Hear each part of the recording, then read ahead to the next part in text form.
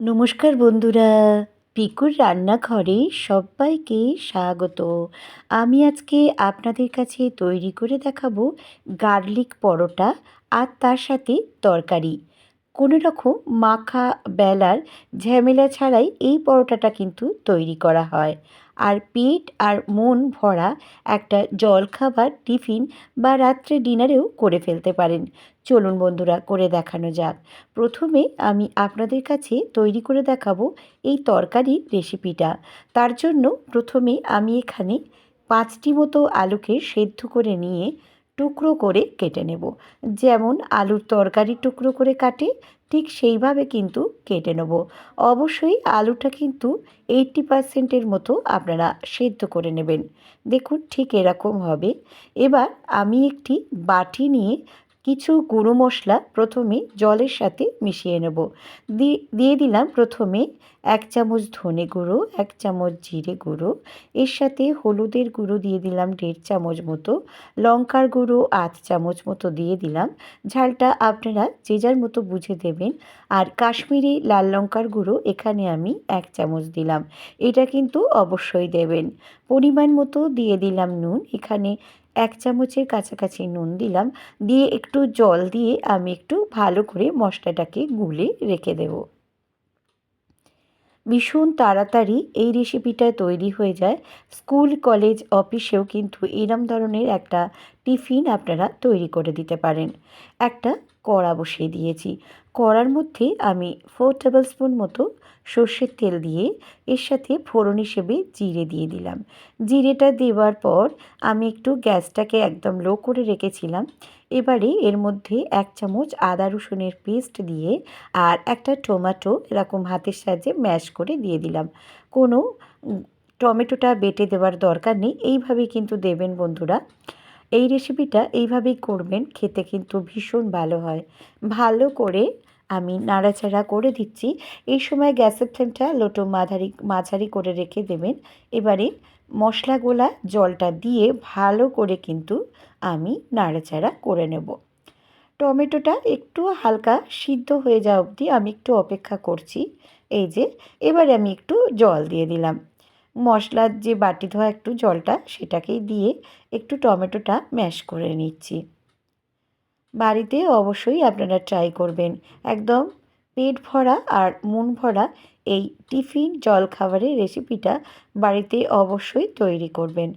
আর ডিনারেও রাত্তিরে আপনারা কিন্তু অনেক সময় রুটি খেতে ইচ্ছে করে না, খেতে পারেন। এবার আমি সিদ্ধ করা টুকরো করে রাখা আলুগুলোকে দিয়ে দিলাম। দিয়ে ভালো করে মিশিয়ে নেব। একদম ঝটপট কোনো রকম মশলাবিহীন একদম রেসিপি। আর বেশ নতুনত্ব খেতে হয় এই তরকারিটা। এবার আমি কিন্তু একটা তাওয়া নিয়ে নিয়েছি অন্য একটি গ্যাসেতে। এবার ওইটা কিন্তু হতে থাক। এই সময় গ্যাসের ফ্লেমটা আস্তে করে রেখে এবার আমি ক্যাপসিকাম আর এখানে পেঁয়াজ একটু ডুমো করে কিন্তু এখানে বন্ধুরা কাটতে হবে। একদম বেশি মিহি করে কিন্তু কাটবেন না, তাতে কিন্তু গলে যাবে।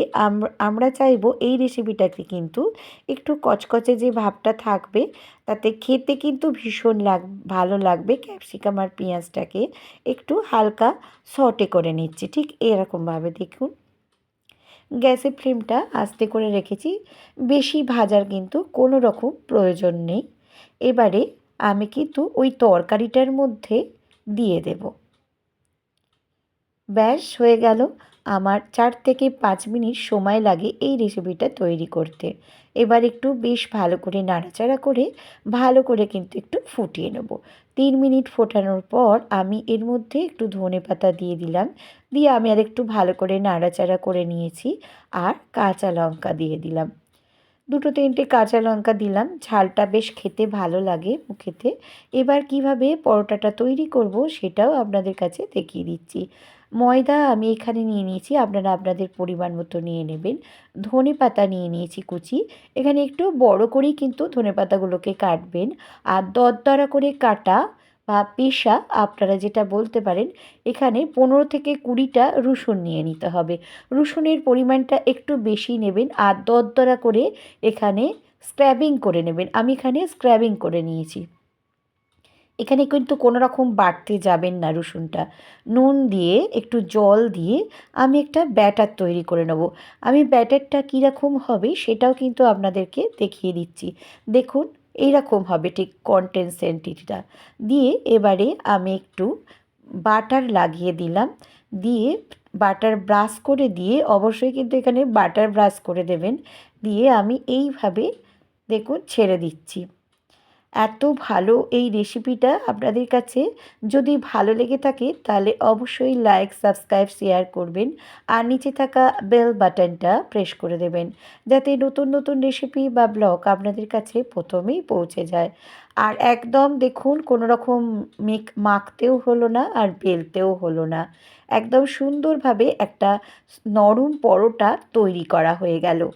আর এইভাবে গুলে করবেন বন্ধুরা, খেতে কিন্তু অসম্ভব ভালো হয়েছিল।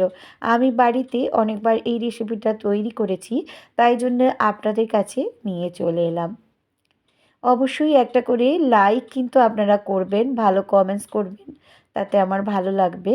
আর বাটারটাকে কিন্তু অবশ্যই একটু গলিয়ে নেবেন, না হলে কিন্তু এইভাবে দেওয়া যাবে না। আর এইরমভাবে রেসিপিটা বাড়িতে তৈরি করে আমাকে বলবেন যে কেমন হয়েছিল। আমার ফেসবুক, ইনস্টাগ্রামে পিকুর রান্নাঘর আছে, চাইলে সেখানেও কিন্তু আপনারা সদস্য হয়ে যেতে পারেন। নতুন বন্ধুদের আমার চ্যানেলে স্বাগত। আমি দেখিয়ে দিচ্ছি কতটা সফট হয়েছে। দেখুন একদম মুঠোর মধ্যে কিন্তু চলে আসছে পরোটাটা। এবার আমি তরকারির সাথে সার্ভ করে দেখাচ্ছি। পুরনো বন্ধুদের অনেক অনেক ধন্যবাদ আর ভালোবাসা আমার এতদিন সঙ্গে থাকার জন্য। এবারে সার্ভ করে দিলাম। দেখুন লুকসটা কেমন হয়েছে, শুধু দেখতে নয় খেতেও কিন্তু ভীষণই ভালো হয়েছিল। বাড়িতে ট্রাই করবেন। সবাই খুব ভালো থাকবেন, সুস্থ থাকবেন। আবারও আমি আসবো নতুন কোনো রেসিপি বা ব্লগের সঙ্গে। এতক্ষণ আমার সঙ্গে থাকার জন্য ধন্যবাদ।